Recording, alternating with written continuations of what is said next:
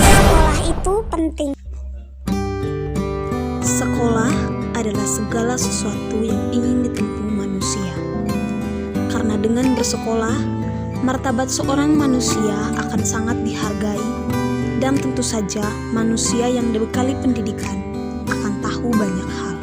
Namun berbeda dengan si Uje. Uje adalah seorang pemuda pengangguran yang tak pernah mengenal pendidikan. Sejak kecil ia adalah anak yang malas sekolah.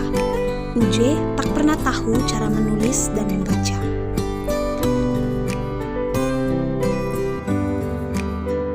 Hari ini ia dan temannya si Rudi tampak sedang bercengkrama di tempat mereka biasa duduk menghabiskan waktu.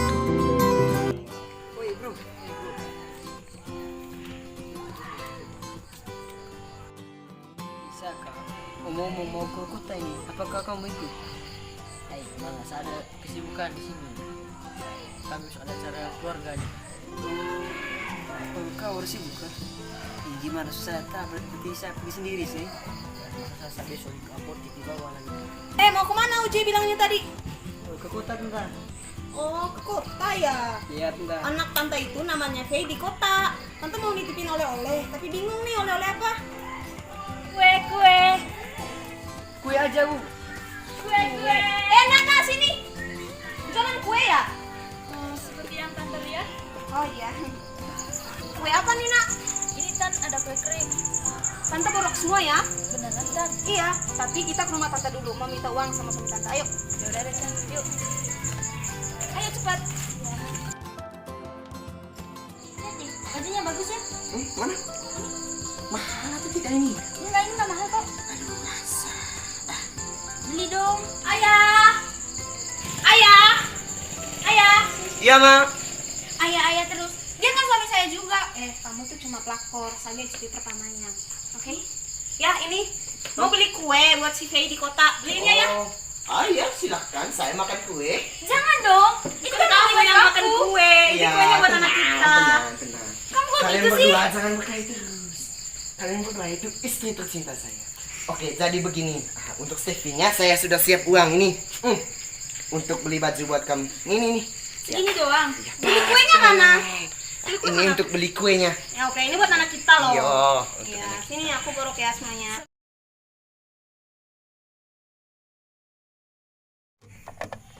Ayah, Selamat sore tenta. mana surat? Ini ayam. Halo tenta. Sini Uji. Uje. Ayam. Datang. Iya.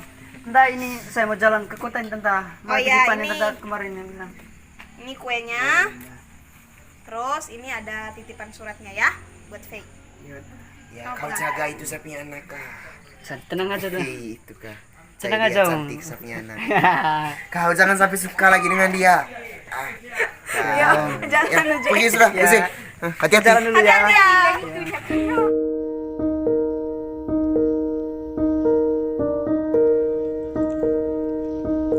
Setelah menerima beberapa titipan dari Ibu Faye, Uje berjalan melewati jalan tikus dengan maksud agar cepat sampai di kota.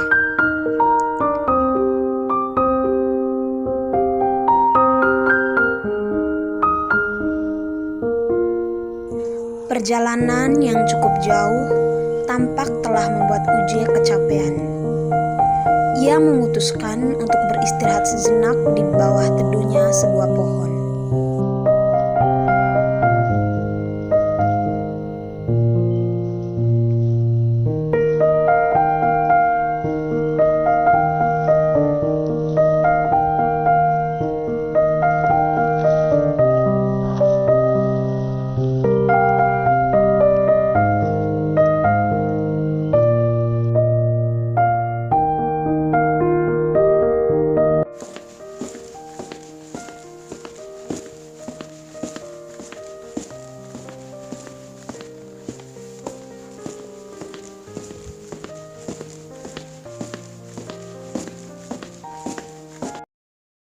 Hai anak muda, sedang apakah engkau di sini? Lagi istirahat paman. Lagi mau jalan menuju kota paman. Emangnya kamu ke kota lagi ada perlu apa? Ada perlu penting paman, mau lamar kerja paman di kota paman. Sekalian antar oleh ini tadi paman. Hai anak muda, apakah kamu memiliki makanan yang bisa dimakan? Ada sih paman, tapi ini oleh-oleh dari kampung tadi paman mau bawa ke kota. Ya, emang rumah paman masih jauh ya? Ya anak, rumah paman masih jauh. Paman lapar sekali. Ya anak, sangat lapar. Itu kita makan saja kuenya paman, biar saya omong baik-baik saja dengan orang di kota nanti. Ya anak, terima kasih. Ayo paman, makan paman.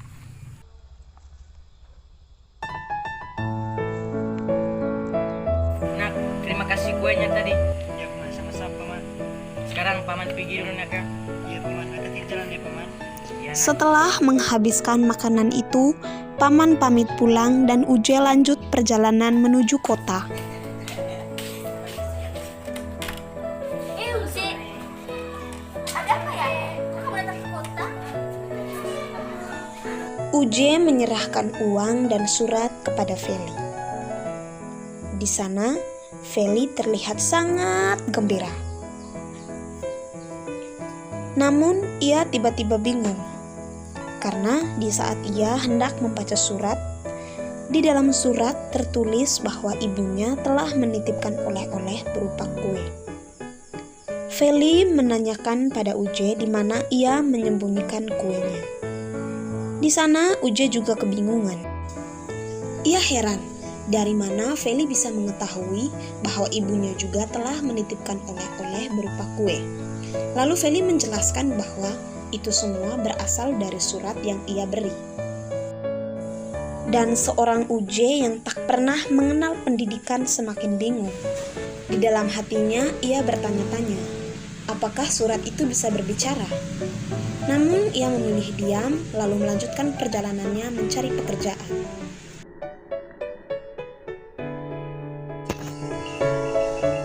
Setelah 2 bulan lamanya menetap di kota, Uje memutuskan untuk pulang kembali ke kampung halaman guna mengunjungi keluarganya.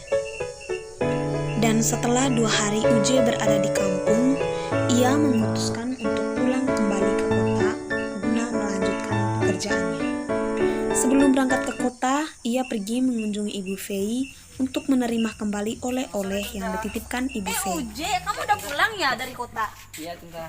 Oh iya, kemarin istri kedua suami tante juga ada kasih kabar kalau kamu udah pulang dari kota. Sekarang mau balik lagi. Iya tante, ini balik lagi tante. Ah, ya, Mungkin tante mau titip titip oleh-oleh. situ, Iya. ya.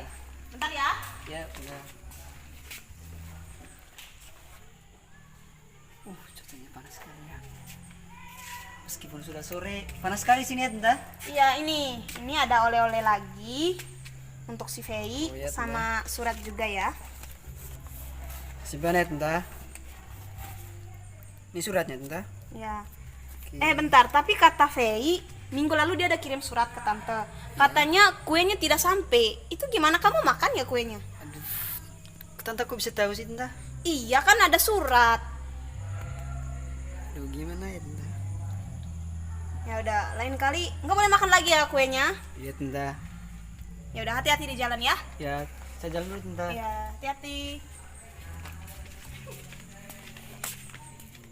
2, 3.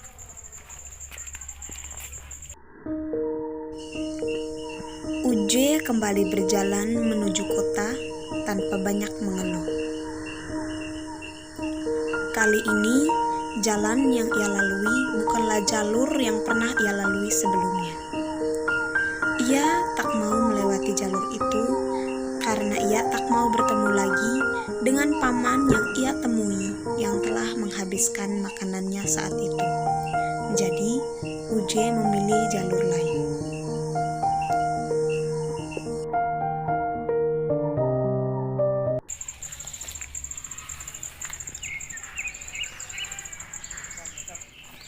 Aduh, udah juga perjalanan ini ya. Saya istirahat dulu ya. Kata, malah lapar lagi nih.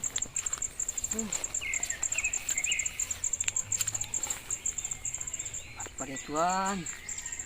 Apakah saya makan dulu ini kuenya? Makan saja. Tapi kan kemarin saya makan kue depan suratnya. Nanti suratnya kasih tahu lagi ke Feli. Oh, setahu sudah. Saya sembunyi aja nih surat. Ya dia tidak kasih tahu lagi ke Feli. Nah, sini ya. Uje menyembunyikan surat tepat di belakang sebuah pohon. Ia berpikir bahwa dengan menyembunyikan surat itu, maka tak ada yang akan memberitahu niat jahatnya untuk menghabiskan semua kue itu. Kali ini, kue yang dititipkan Ibu Fei adalah kue dengan sebuah bungkusan plastik yang berasal dari pabrik.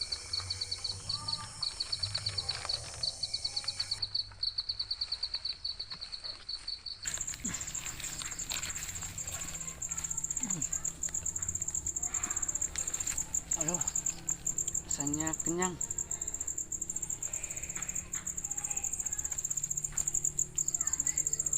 Tiga. Makanya sudah selesai. Saya kenyang. Sambil lagi surat. Mana ke dia? Oh, sini. Kau tidak akan kasih tahu lagi ke Feli. Saya lagi perjalanan dulu ya.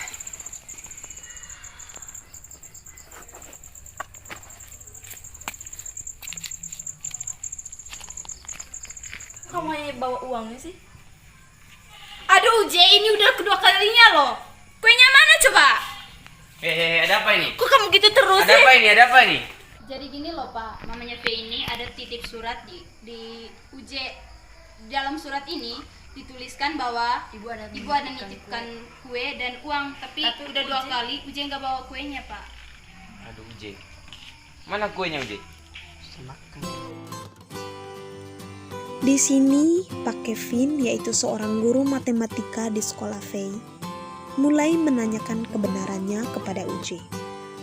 Awalnya Uje tak mau jujur, tapi karena didesak, akhirnya Uje mengatakan semuanya.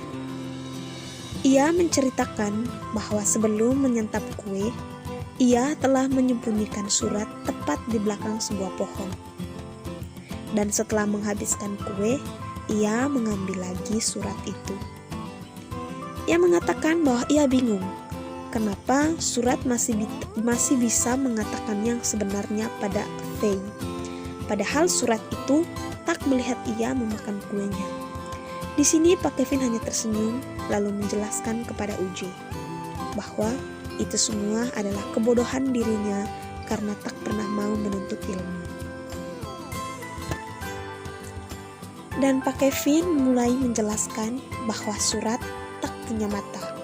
Surat tak punya mulut untuk berbicara. Yang berbicara bukanlah surat, tetapi tulisan. Itulah manfaat sekolah. Karena dengan sekolah, kamu tidak akan mudah membodohi dirimu sendiri dan tidak akan mudah membodohi orang lain. Jadi saat itu juga Pak Kevin menawarkan Uje untuk segera belajar membaca dan menulis. Hayatilah semua pesan